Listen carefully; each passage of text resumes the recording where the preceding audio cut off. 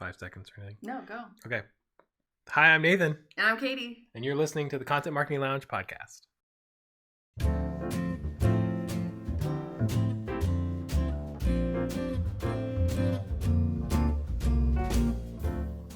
So we did one of these, or I did one of these about a year ago, maybe, with Sandra.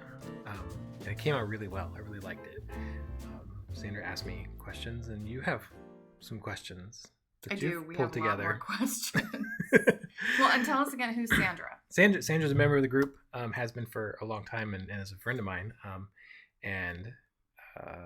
We were talking via private messenger in the background one day, and she said, it'd be great to go on a podcast someday, but I don't know what I would say. And I said, well, why don't you come on and just interview me? Like you can kind of be like the voice of the people.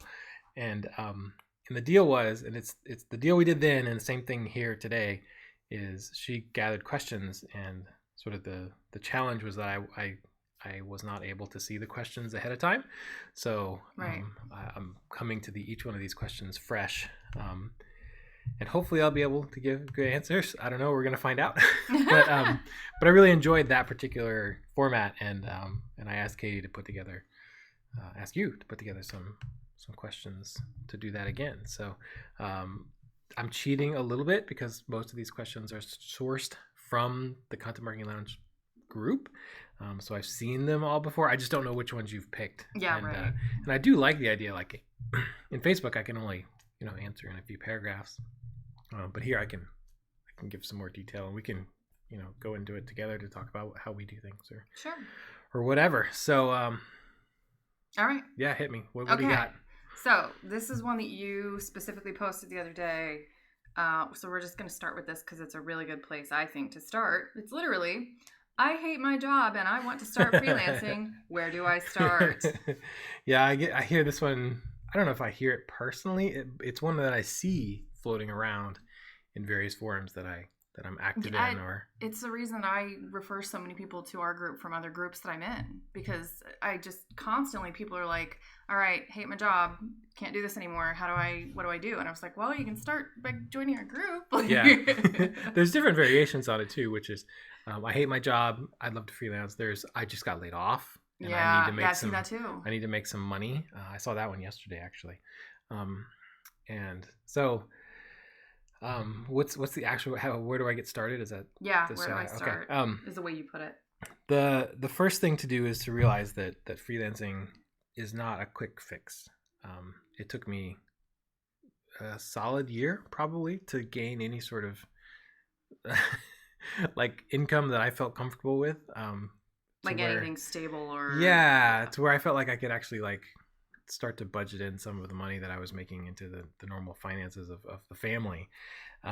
So if you just got laid off and you're looking at freelancing as an option, I would encourage you to maybe be looking for jobs instead at this particular point. So if it's... quote unquote real jobs. If it's strictly a financial decision for you and you're in a crisis situation, freelance, and you've never freelanced before, then I would not recommend freelancing as a viable path for the next month, right? Or the next 3 months. I can speak from personal experience. I have found myself in a crisis situation and have started freelancing, and it's not the best way to do it. I'm doing it because this has been the best option for me, but it's definitely not the way that I would have chosen it to go if I had whatever I wanted.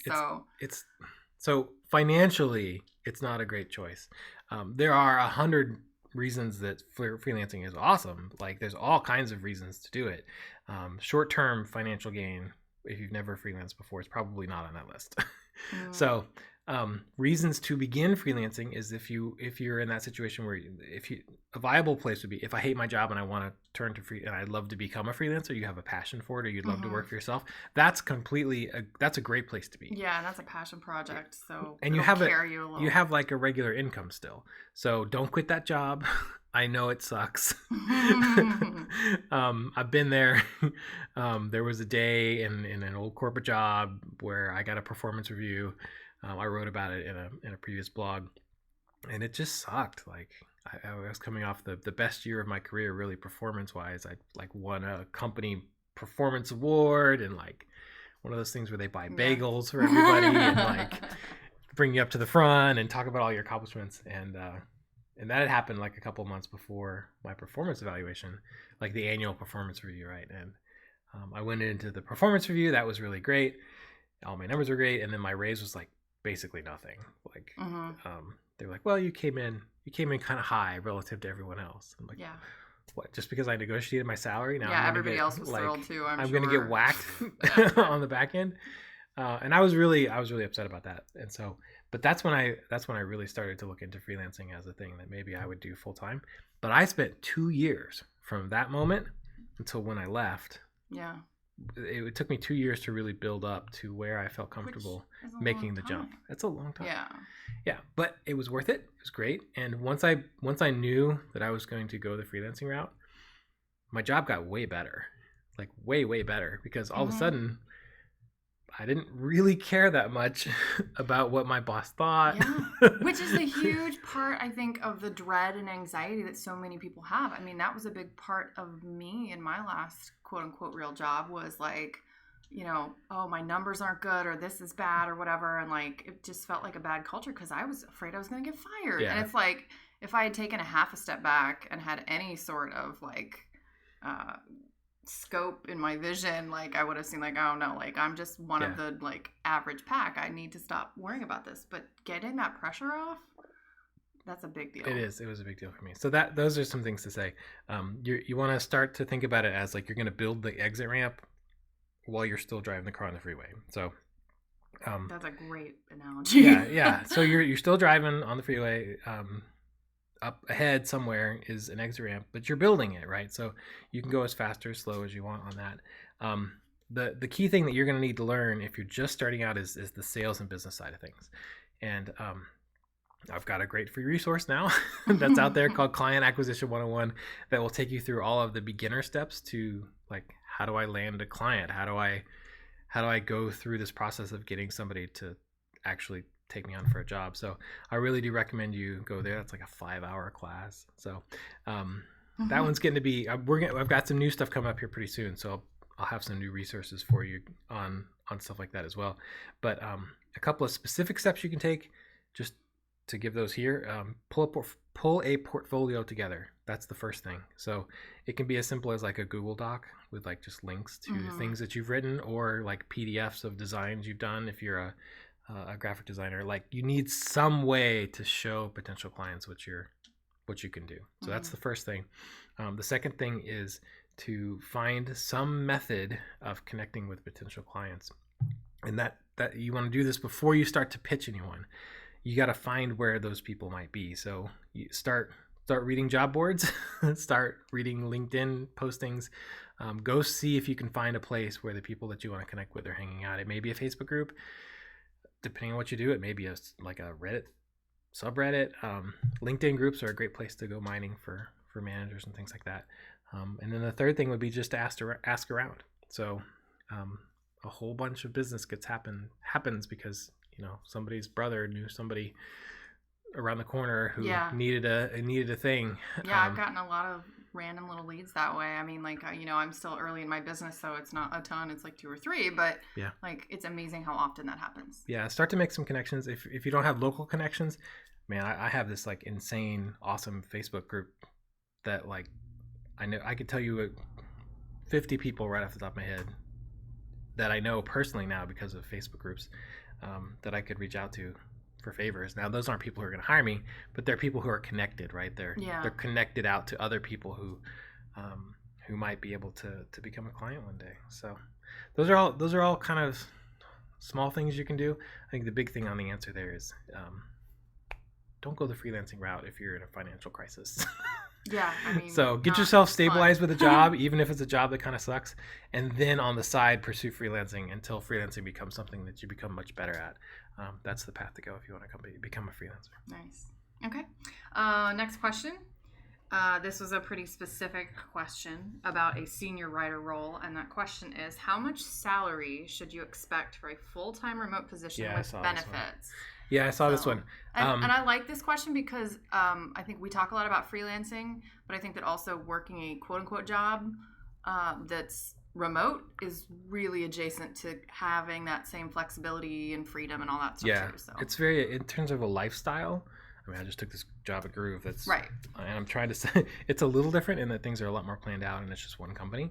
But yeah, like they don't. I don't have set hours necessarily. Yeah, you've got some meetings and stuff. I've got some meetings I got to go to. There's more structure to it than freelancing for sure. But certainly it's not an office job. So there a couple different there's a couple different levels to this. Okay, so the remote thing is important versus like an office job. If you're looking at a full-time writing job, like we're sitting in Dayton, Ohio, Mm-hmm. right?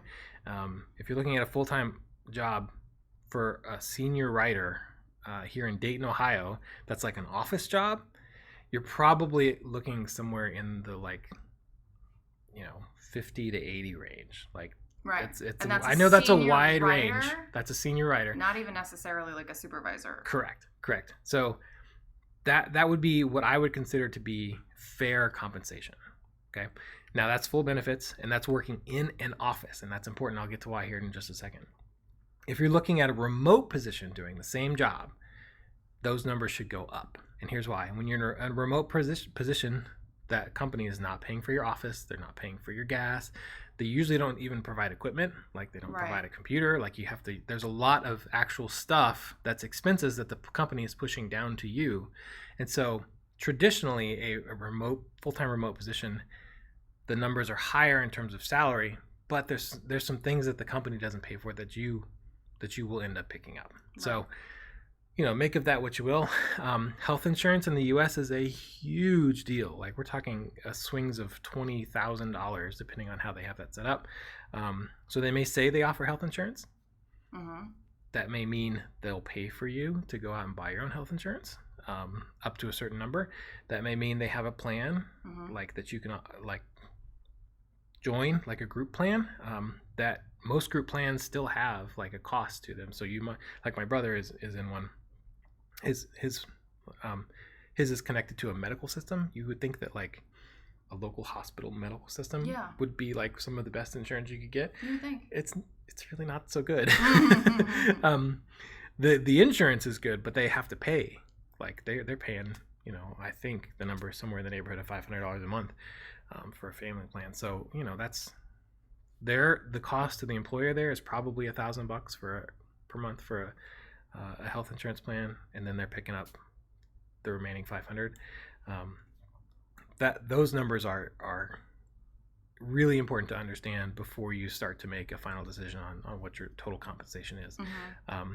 And that's going to vary a lot regionally too, totally. Which wasn't really covered in the question. And a lot of people were like, oh, I would say 50 to 75. And others were like, oh, 100 to 120. And it's like, well, yeah, if you're in, New York or San Francisco. Yeah. So, and that's the third thing is New York, San Francisco, startups specifically.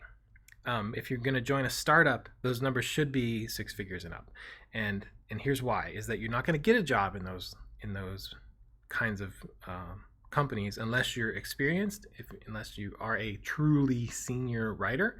And the reason for that is that there's not going to be anybody there to watch over you. Yeah, right. You have to make all the judgment calls. You really are. The responsibility is yours if you screw it up. Yeah, it's going to be, that's a high pressure job with a lot of responsibility. That's a job that I'm stepping into myself. So you're welcome to it. Yeah, I'm cool. Like the job I've stepped into in Groove looks a lot like that job. I'm not going to tell you what the number is. I'll just tell you that I'm really happy with the number. But for sure, look at total compensation versus just an absolute number. So there we've talked about. We're talking about a range between $50,000 and like $120,000. Yeah, big spread. Those are all fair compensation levels for different situations depending on where you go. If you're a senior writer and you're going into a very structured environment where there's not a lot of creativity that's required, you and I have been in one of those. Yep.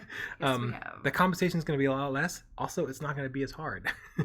If you're joining a team and they're like, hey, you're the writer, we don't really know what to do, but come in and do all of the content marketing strategy. That's probably what you're going to end up doing. That job, the compensation should be a lot more. So hopefully that gives you a little bit of a framework on how to make that decision. Yeah, for sure.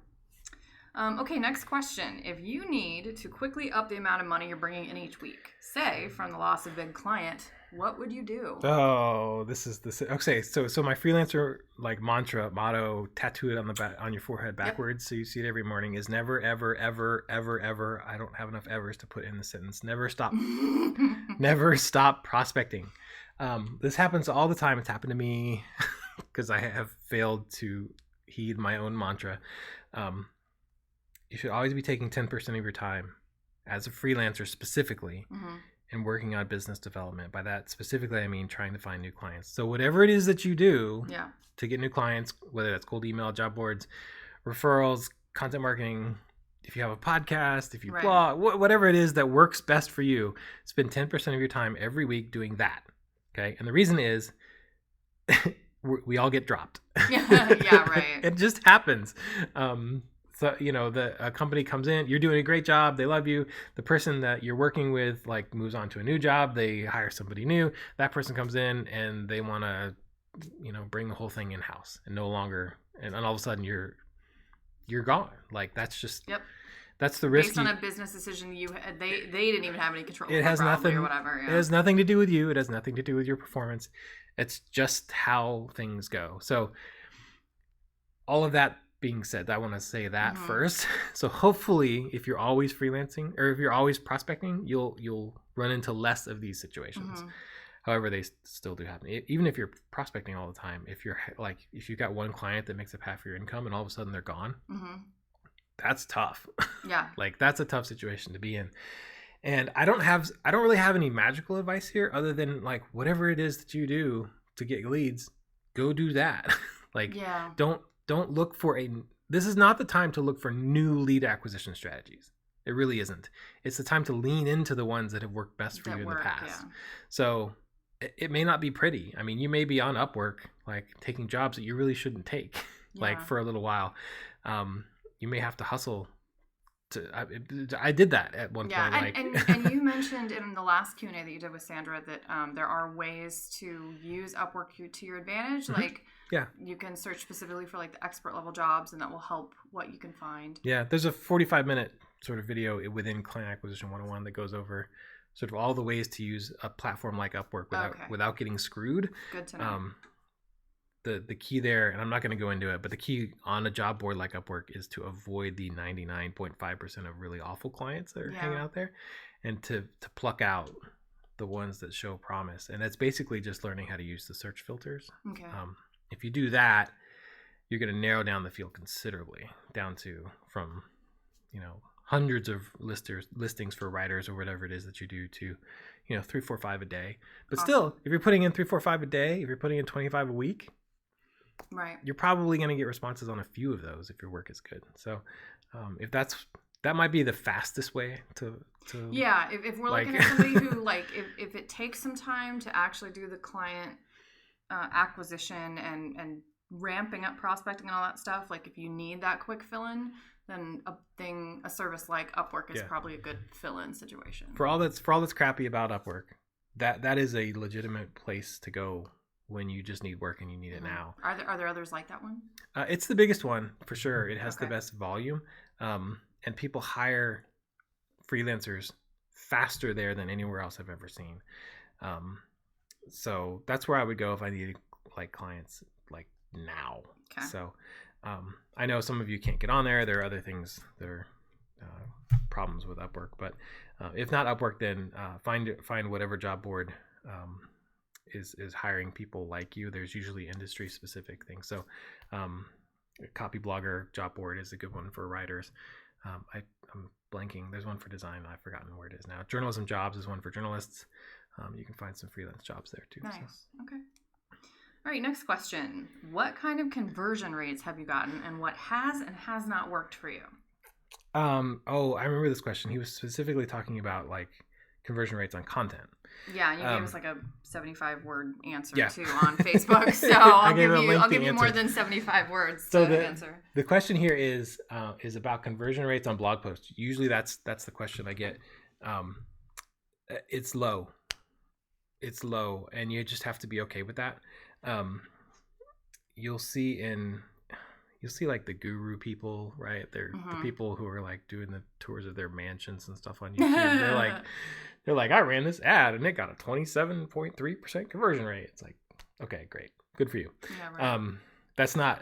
Don't judge yourself against that yardstick. Yeah, they're telling you about the best campaign they ever ran.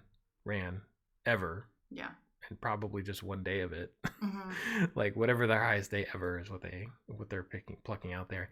Besides, that's an ad funnel anyway, not a content marketing play. So so let me give some context to this answer as well, because it varies widely depending on your industry. So in the worlds where I've worked, B2B software, you're looking at somewhere in the neighborhood of like between a 0.5%, so 1/2 of 1%, and like 1% sign up. That's for a self-service SaaS sign up. So if the CTA there is like sign up for our free 14-day trial, you can expect less than a 1% conversion rate on content. Okay. And that's acceptable. And if you're getting enough traffic, that's probably okay. I mean, if you get 100 signups in a week with a certain amount of traffic, that's probably okay. You have to understand that content is that sort of long thing. Usually people don't sign up on the first exposure. Usually it's 5 or 6 times after they've come back to your site that they'll finally sign up. So it's very likely that they won't sign up on that first blog article, right? So, but that can start the process. But the conversion is not going to show there. It's going to show on whatever the page is that they come back to the next time. So if you're using something like HubSpot or Infusionsoft, you can see that. If you're using the model comparison tool in Google Analytics, you can see first interaction versus last interaction. Clearly, I can't describe that on a podcast. But my point being, like, the conversion rate on an individual blog post is not the whole story, right? It's just what you see happening there is not the full story of what content is doing in the full sales cycle. So if you're doing a content upgrade, so if you're just trying to go blog post and then get people on your list, 3 to 5% is really good. So that's, again, in the world of sort of software, business to business. If you're doing consumer stuff, if you're doing humor, if you've got like any sort of like anything that looks like a BuzzFeed or one of those, the numbers should be way higher because you just got a different context there. And so you should be able to get a higher opt-in on stuff like that. But you're also running an ad play. So the revenue you can make off that is going to be a lot lower. So it all kind of evens out. Gotcha. Okay. No, that makes sense. Okay. Next question, and I love this question. When choosing a writing niche, how do you choose it? Do you choose based on verticals, the kinds of clients that you want, your experience, or what else? Yeah. What do you think about this one? We've talked about this. Well, I personally, I literally started freelancing because I had a specific experience in a subtopic. Because I was like, hey, you should come freelance for me. I mean, well, yeah, you definitely dragged me into it, but it wasn't kicking or screaming. No, it wasn't. But it was specifically because I had been a salesperson and I had used a CRM system like Salesforce. I had not used Salesforce, but I knew what it was like. And then I actually ended up very quickly getting a day job where I did actually use Salesforce. Yeah. So, and this was the client that you had at the time was a Salesforce plugin. Yeah, because it was specifically speaking to a sales audience. Yes, so. And people who use Salesforce and then tools that they might want to use to help them use it better, basically. So the fact that I had that experience was like, I knew the lingo, I knew what would and wouldn't make sense to a salesperson, and even I think there were a couple instances where I, since then as an editor, have caught things where I'm like, first of all, no salesperson would do this. No. There was something we had recently. Oh, it was something Nathan had said. It was something Nathan had written, specifically you, about your job is something about talking to customers. I was like, no, you're in sales. Your job is selling a customer. However you talk to them. No self-respecting salesperson would ever say they talked to a customer. They're selling. So, and I could tell you, James 15 bosses I would have had who would have screamed their heads off if anybody had ever said that. Like, that is not your job. Your job is selling. So James Thompson, if James is listening to this, he's smiling right now at us because he taught us well. Yeah, he really did. But yeah, so and not only that, but as a freelancer and someone who is still starting out and who's new at it, like, my comfort and my confidence is going to come from knowing that I'm writing about stuff that I know about. Subject matter expertise. Yes, it really, really helps. Yep. I don't think it's the only thing that you need to rely on, but it makes the job itself so much faster. And like, this is a part of the reason why I even like to charge flat rates for things, not by the hour, because like sometimes things slow me down. If I don't know about the topic I'm writing about, I need to Google something, and I shouldn't have to penalize the client for the 8 minutes that I took reading up on what is this product and how does it work and why did you mention in this article, like, so anything that I already know how to write about and understand just makes me that much more confident, faster, better, etc. Yeah, it goes the other way too, which is when you come into a situation like that with a natural strength in it. It's not natural, but it's an earned, like you earned it. Yeah, right.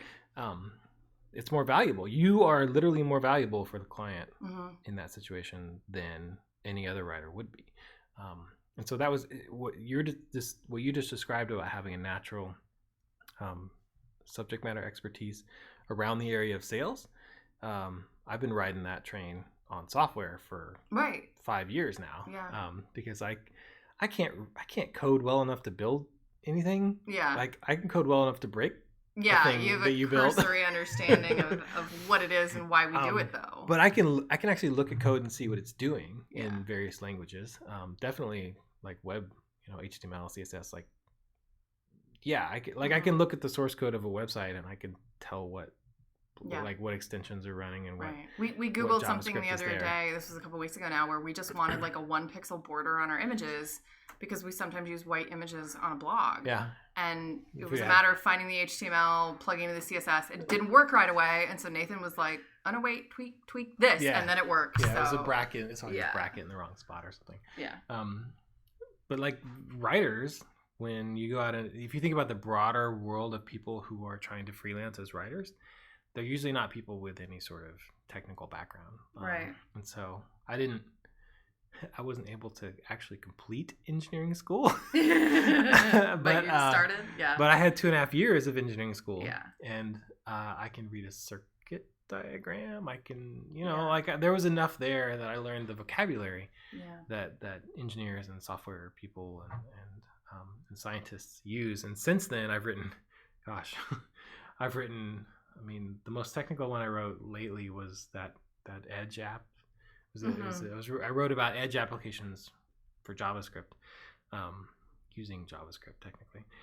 But I've written about taps, and I didn't know what a tap was. Yeah, I have no idea. So a tap is a drill bit that leaves a thread on the inside of the hole. Oh, God. So, okay, yeah, I think you told me about this. Yeah, and so I did some work for this company that was like a 100-year-old company that's been like making these custom taps for Alcoa and SpaceX, and these huge manufacturing companies.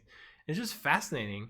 But I got to interview their engineers, and like I was technical enough to be able to take what they knew and then sort of translate that into content. So I had natural subject matter expertise, just like you did in the world of sales. And so I knew that, I knew the jargon and I knew the right questions to ask. And so if you are looking for a niche, just look at your background. Yeah, right. We joke with you that you need to go work for. There's a particular lady in town who's opened a bakery. Yeah, I may have sent her. I took flowers when the bakery opened because we were all like waiting on it to open for so long, and I had met her somewhere, and she was a judge of a cookie competition that I entered and came second place in. So that was kind of really super exciting. But when she was opening everything, they were like getting their blog up and running, and I don't think she's blogging yet, but I was like, if you need an editor, let me know. Like, charm campaign. Yeah, pretty much. Yeah. Now, granted, like she's also like the woman also ran a magazine, was the editor of an online magazine about like food and travel. So like she probably knows plenty of editors already and doesn't need me, but like I could probably kill it. Yeah. Also, doing some stuff about baking because I love baking. Yeah, the stuff that you come in with sometimes that you've baked. I'm like, what? This is incredible. You should be in business. I feel like I need an Instagram just for my your baking, just to keep them separate so they're in a nice tidy place. This is not sarcasm by any stretch of the imagination. I get fatter just thinking about it. But yeah. So look in your path. If you're looking for a niche, the best place to go is to just look in your history. And it does not have to be professional history. So yeah, I was gonna say, if you're straight out of college and you've never done any other jobs really yet, to have that, like, what are your interests? What have you spent your extra energy doing? I bet you spent 1 million hours doing something. Yeah, right. So I don't know. Did you play trumpet all through high school? Like, you're in the arts now. Be an arts writer, you know? Yeah, yeah. I mean, you can find people who are trying to build applications to help music teachers. You know, like they're totally anything where you find where you're like, oh, I kind of know something about that, and we all do. Yeah. That's where I would say look for a niche. All right. Awesome. Okay, this is a really interesting and potentially deep question. So, but I have a feeling you might have a really simple answer to it, which is to kind of not answer it. So how do you sell the idea of long-term marketing, such as content marketing, building presence, having authority, and tribe building to your clients, especially when there are so many vanity metrics out there? Yeah, you're right. I'm not going to answer this one. Yeah, that's what I thought. Yeah, I thought this was an easy one. It's not that I'm not going to answer it. It's a non-answer. Yeah. Which is to say I don't. Yeah. The idea of when you're I remember what it felt like when I was first learning about marketing. I would look at a company and I would see everything that they were doing wrong, and I would say, I need to come in and fix this. And you think you're going to be Superman and come in and they're going to be all about it. And you go in there with all of these ideas and suggestions, and they're just not. They're going to be like, why are you telling me my stuff sucks? Like, go away. They're not going to buy into that. No. So here's the thing to do is to look for companies who are doing that kind of work well already, and pitch your services to them because they're already bought in. They know it's important. Yeah, they've already sold themselves on the idea, and they just may need help with the execution. And you may look at a company and you think, well, they don't need any help. They're publishing 2 blog posts a week and 50 social media updates, and like, look at all this activity. They don't need me. They probably do. Which is the attitude I had when we first started this project, when Nathan and I first started working together for Collier Marketing, and I started doing prospecting and doing cold emailing. I would look at this list and be like, oh my God, these guys are so good at this blogging thing already. And he's like, no, that's our market. They're the people who would be like, yeah, help us do more. Absolutely. So your job is not to change anyone's mind, especially as a consultant or a freelancer. You want to fish where the fish are already hungry. Yeah. That's I can't stress that enough. Is that I don't know that I've ever, quote unquote, convinced a client to do something that they didn't already want to do. Like, I'm a resource for them for things that they already want to do, and they just learn over time that I have skills in these certain areas, right? And so that they turn to me when they need that skill to supplement what they have on their team. So I mean, if you're spending your time and energy, especially it's energy on that one, because it's really frustrating, or it's really frustrating to be really upsetting, to be trying to talk to a client about doing whatever it is that you're trying to pitch them, and they've never done it before and they don't really understand the value of it. Right. Like, especially if that client is a large, highly bureaucratic company or something. Oh yeah. I mean, even when you and I were working together, when you came back on board at that company, it was to do a very specific job that they already had an appreciation for. Yeah. If someone from the inside had tried to change the larger company's branding initiatives from the inside out without them already having some sort of idea, it's a heck of a lot harder. Right. If Imagine, not impossible. Imagine somebody trying to do that from the outside. Right. When you start cold emailing or prospecting, or however it is that you're doing it, like, who are you and why should I care what you say? Yeah. And just to touch on the vanity metrics thing, I would say that there's no such thing as a vanity metric. There are metrics that tell you different things. And so traffic, for example, to your website, if that's all you look at, then it's a vanity metric. If you're looking at traffic and also at lead generation and signups, and you're sort of seeing traffic within the broader picture of all of your stats, then traffic becomes a leading indicator and a valuable statistic. Right. So the stats themselves are, I would say, value agnostic. Like, they tell you something. Yeah. Now, it's what you do with that stat that makes it a vanity metric or not. It's like the difference between analysis and synthesis. It really is. Yeah. Like, you can give me a spreadsheet full of numbers, whatever. Like, yeah. It doesn't mean anything to me. But if I understand where those numbers fit, and I understand which ones to track and which ones are most important, those always being, I mean, for me, in content marketing is traffic and then conversions, whatever conversions is for you. That could be sales, that could be signups to your, your list. Ultimately, it should come down to either leads passed off to your sales team, and then hopefully you can track that all the way to conversions, or sales if you're doing like an e-commerce thing. So I hope that non-answer is a complete answer, because I really do mean. Yeah, I feel like your reply to the original question is, "Oh, well, don't do that."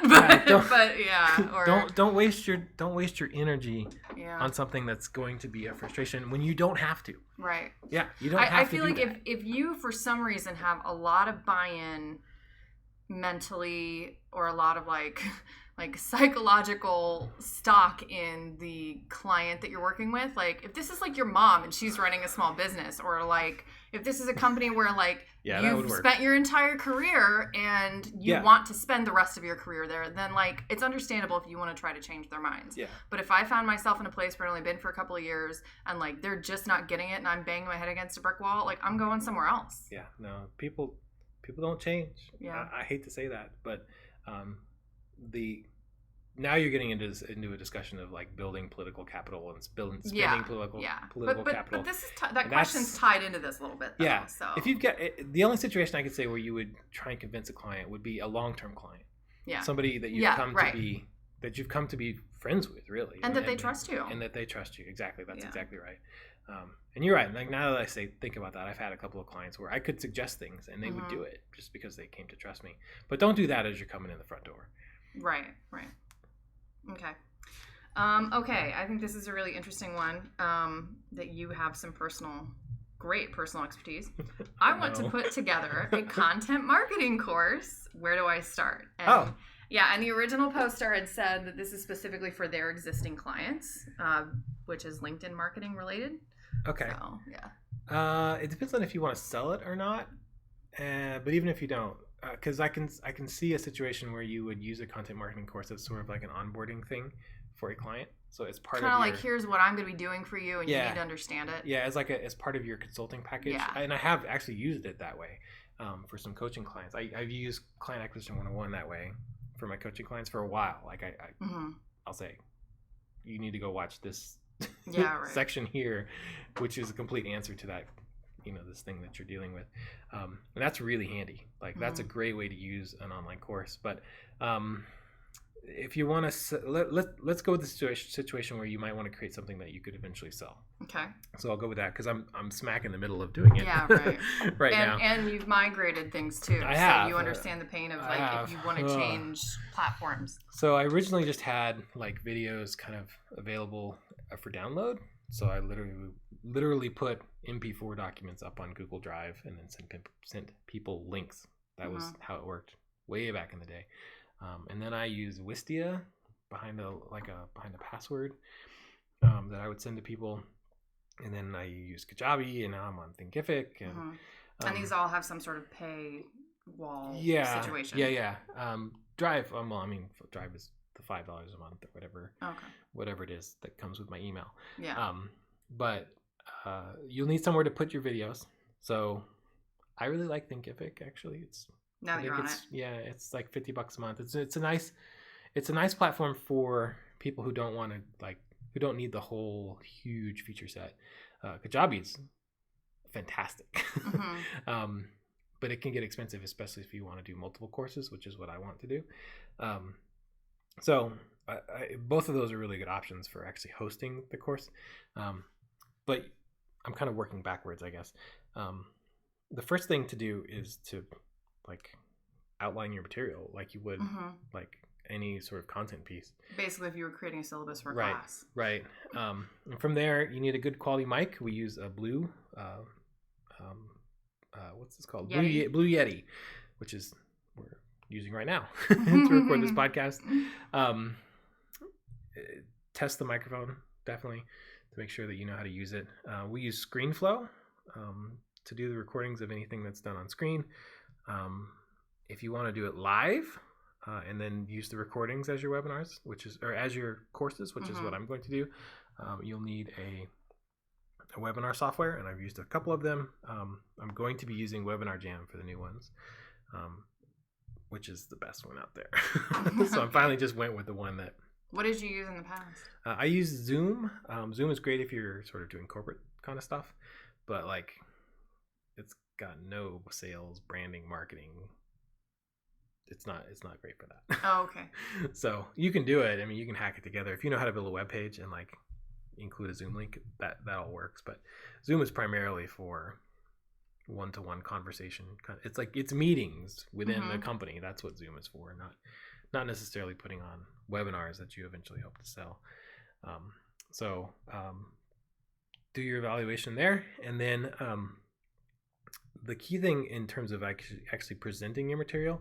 So here's a little hack: is I try to put 5 points or 6 points per main topic together, and then 5 to 10 minutes each.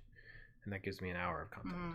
So if I think about the course in those chunks, then I end up with chapters that build in, or sections that build into chapters that build into a longer course. So each branch, I do it in a mind map. Each branch of my mind map might be 5 or 6 branches.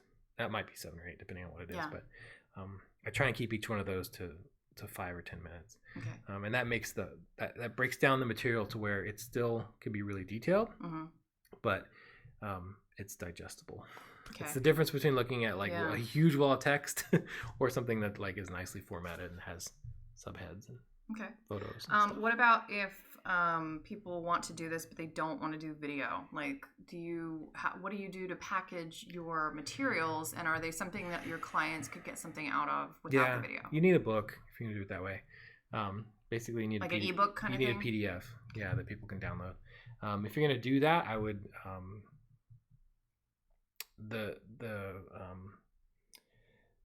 there's 100 different ways to make PDFs. Most you could actually just make that in like something like Google Docs or Word. Or Word, if you wanted to, and then convert it to a PDF, and then find somewhere to host it, so that you could send it out. Okay, awesome. Okay, we'll do a couple more questions. You're gonna do like a lightning round or something? No, I don't think so. I don't know if I know how to give short answers. I know. This could be a short one. How does nonprofit PR differ from corporate PR, and can you point to any good resources on this? The best people I know who do nonprofit PR are Charity Water. I'm forgetting the guy's name, but Charity Water. Just go look at their Facebook page. That's the organization. Yeah, that's the organization. It's one of these organizations that does like clean water wells and so that's just a good example of a nonprofit doing good. They're incredible at marketing. Yeah, and then there's the brands that you know too. So Tom's. Yeah, another one that does a really good job. I don't know if they're technically a nonprofit or not. They may be like a socially responsible company. There's like a term for that I'm not remembering. So I don't know if they're technically set up as a nonprofit. However, the branding and the PR strategy definitely applies. In general, like there's not a whole lot from a strategic standpoint that is different just on the tactics. It's just that the emotions that you're going after are a little bit different when you're doing. So maybe it's a little bit higher on pathos than it is on some. Okay. Yeah. So when you're selling a normal product, the value that somebody gets from it is, like it either solves a problem for them or you're going after something they desire or something to solve a pain. One of those two things. Yeah. That's I have a bottle of water in front of me. It's because I'm thirsty, right? So that solves the pain. I bought a Mac instead of a PC, mostly because I thought it was cool, right? So there's because it works on a regular basis. Well, I've come to learn that they last a lot longer and like they work consistently way more than a PC ever did. So I've come to sort of value the function of it. Yeah. But some of that I'll admit built up pathos that when I first bought it, it was just because I wanted the pure one. pathos. Yeah. As opposed to the logos behind, like, this will work better. And I shall do more work. It was totally shallow, and I was one of those people at that time. Yeah. But by the way, for anyone who wonders, I taught freshman composition and I taught argument, so I'm referring to the Aristotelian pyramid of ethos, pathos, and logos that goes into any argument. I'm glad you explained that because I followed it, but I didn't stop to think that maybe other people would. And they do. I mean, and there's certain things that are heavier on others. Ethos is kind of, I always use the word ethics. Think of ethics, kids. But yeah, so it's those three things that go into basically anything that you're trying to sell is an argument you're trying to make. So it applies to those things. Yeah, when you do a nonprofit, and I did nonprofit for a while, I was pretty good at it. That was like fun driving a lot. Yeah, there's two things I was specifically in charge of doing I worked at a hospital, so and I ran the employee giving campaign. So if you've ever been in the U.S., if you've ever been in like a United Way combined campaign. Or if you're in like the federal government, they have what's called I think it's just called the combined campaign. Basically, like they get together and they raise funds, but then those funds get distributed out to different organizations. Yeah, well, and the corporation we used to work for, I mean, had like an employee fund. Had an employee fund, very similar. Very similar. So that was my job, and it's simple. It's simple advice, but it's not easy advice, which is it's stories. Like it really is. It's you gotta tell a story. Yeah. If you can tell a good story about how someone's money will impact the lives of somebody in need, and specifically if you can tell a story about that in a way to where they can identify a human being that looks like somebody in their life. So if it's like, so we raise money for a homeless clinic here in town, and so I told a story about how I visited the homeless clinic and I met some of the people there. And this is true. It's like you go to a homeless clinic and you realize, wow, like there are some people here who are just like the stereotype, like they've made tons of bad choices and they're always going to make bad choices. But that's the minority, right? The most of the people who find themselves in a shelter or something like that is because life dealt them three. They're unlucky. Like they had three bad things happen to them at once. Yeah. And they didn't have a safety net, and all of a sudden they're in a shelter. Like I met people there with doctorates. Like it was incredible to walk into a place like that and realize that these people are I'm 2 turns of life away from where they're at. And so when you start to tell a story like that to people who are, making $60,000, $70,000, $80,000 a year in a hospital, now it becomes real because now so all of a sudden like you humanize the impact of that money. That way you're not just somebody standing there up front asking them to give $5 to whatever. So to some nameless, faceless cause, basically. And that. What was profound about that experience is I went to the weekly meetings of staff meetings all over the hospital. So I went to the I went to the VP's office and sat in the boardroom and gave them my little 20-minute spiel. Yeah. Actually, it was like 10. It was like 10-minute spiel. And then like I walked from that office to the laundry room in the basement. Yeah. And they were having like the meeting with the people who work the laundry who are making minimum wage and the people down there were so generous. Like I was stunned at how people connected across all levels of the employment spectrum there, and you have it in a hospital. So those people, they couldn't give a lot. I mean, most of them gave like $1 a paycheck or something like that. But you can tell a good story, connect with somebody in a way that makes the need seem human.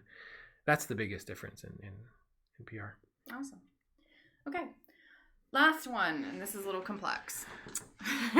So I tried to boil this down. We had it was a little somewhat longer, multifaceted question. So when your personal business gets to the point it could grow to include a team, how do you decide whether to scale by adding team members or just say no to new clients and keep it a one-person operation? Yeah. So I know who asked this. You interact with this person a lot. Yeah. Friend. Good friend. And I I think understand where he's coming from. By the way, if you're listening to this, we're not going to name anybody's name because we want the group to be a place where you can ask questions and safely without me broadcasting your question out onto the wider internet. So that you're so and so wants to find out how to get a new job. Amy Smith hates her job and wants to freelance for a living, and like I don't want that to happen. So within the group you can probably see who's asked some of these questions, but however, there's no good way to answer this question. It really boils down to, there's this moment, and I've been there, where your businesses by nature are either growing or they're shrinking. Like, that's just kind of the way it is. Like, if you're doing a good job and your clients are happy and you're doing like all of the things that a good business does, like, you're going to start to get referrals and like you're going to start to get noticed. It just happens. Like, I'll give you my brother as an example. He can only like mow. He did landscaping. He does landscaping. He owns a landscaping I also business. have a brother who does landscaping. And he's really good. Like, he does all the little things that like some companies don't do, which is like he does the edging. Yeah. He does it just so, you know, and no surprise, runs in the family. Kind of a perfectionist, right? Kind of a snob in terms of quality. He's the way about yards that I am about my content. Like, I want it to be perfect. And if it's not, like, I take it personally, you know?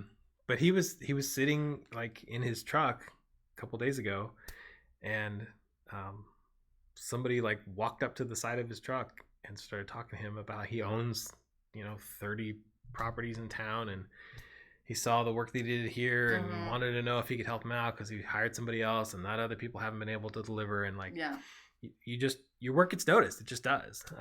And that's just the way that business is. And so when that happens, at some point you're going to reach a point that your personal bandwidth is max. Out, yeah. You are looking at, okay, do I do this work or do I go to sleep? And so you have to make a choice at that point, and it's just a personal choice. There's not a right answer or a wrong answer. Hopefully you're taking my the second freelancer mantra, if I had one, which is always raise your prices, right? Slowly raise your prices over time is a viable strategy to just continue to make more money as doing what you do without having to like build a team. So you may want that, you may be content just working by yourself.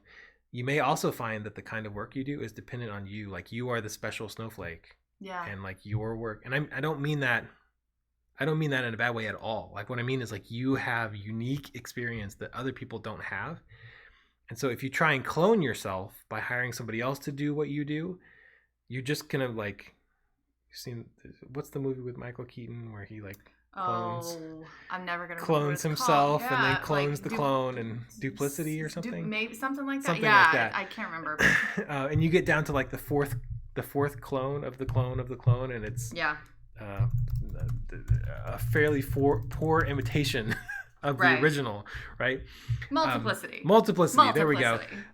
Thank you, Google. I think that is actually a perfect analogy for what happens, is because you have something really special and unique. Yeah. And people hire you because of that unique, special thing. Like we were talking earlier about unique subject matter expertise, right? Like, I can't find another freelancer who has software background that I do.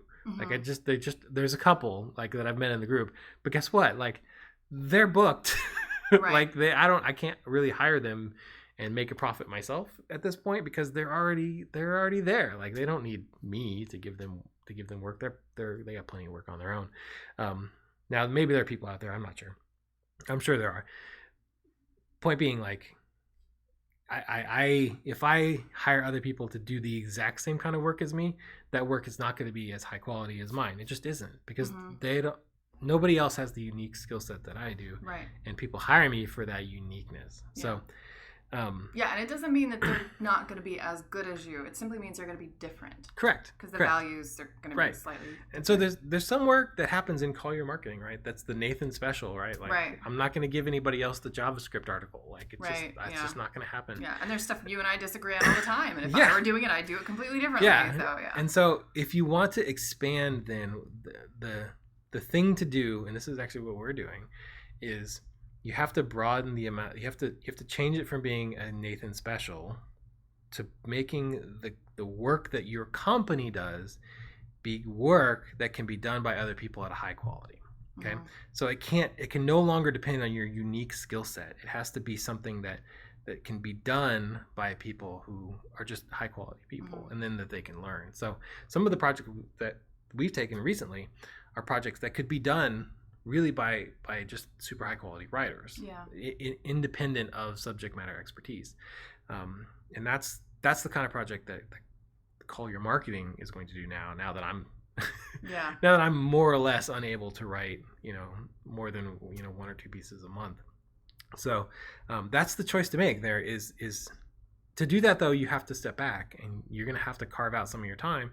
You can't be booked up with writing projects anymore because you're going to be overseeing the work of other people, right. And so you become a manager, and that thing that you've been doing for 4 years or 6 years or 10 years, like the actual work that you love, that you're really good at, is no longer your work. Yeah. And we've seen people that are going the other direction that have posted in the group, like, I miss writing, I'm tired of being a manager or whatever, like going back to it. Firing all my people. Firing's not the right word, but like, I'm giving all this work to other people, and I'm just going to go back and be a specialist. And there's nothing wrong with that. Yeah. The flip side is, if you want to own an agency that has 50 people and you want to be the principal and you want to have an office downtown and that's what you want to do it. Yeah.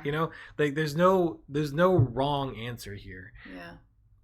And I feel the pain of the hard thing is you want both, right? You like, we all want it all. I like the independentness of just being me, but also like I want the office downtown with the 50 people and a nice car. Like you have to make that personal choice on your own. You can't have both. You really can't. Like, because if you try and do both, you're just going to burn yourself to a crisp. and I predict 3 months from now, we'll find you hiding under a bed somewhere, not wanting to have human contact for a few months. So make your choice. There's no wrong answer. I would just say go with your gut, like whichever one feels more attractive to you. Yeah, if you have to start scaling, I mean, that's where things like templates and training documents and stuff like that really come in handy. That's so that if you do need to start cloning yourself, you got to make sure that the clones are coming out right. That's going to be your life. I'll give you one other piece of advice. It's not my advice. It's a Colin Terrio nugget of wisdom that he drops. He dropped it the other day, actually, on a different question.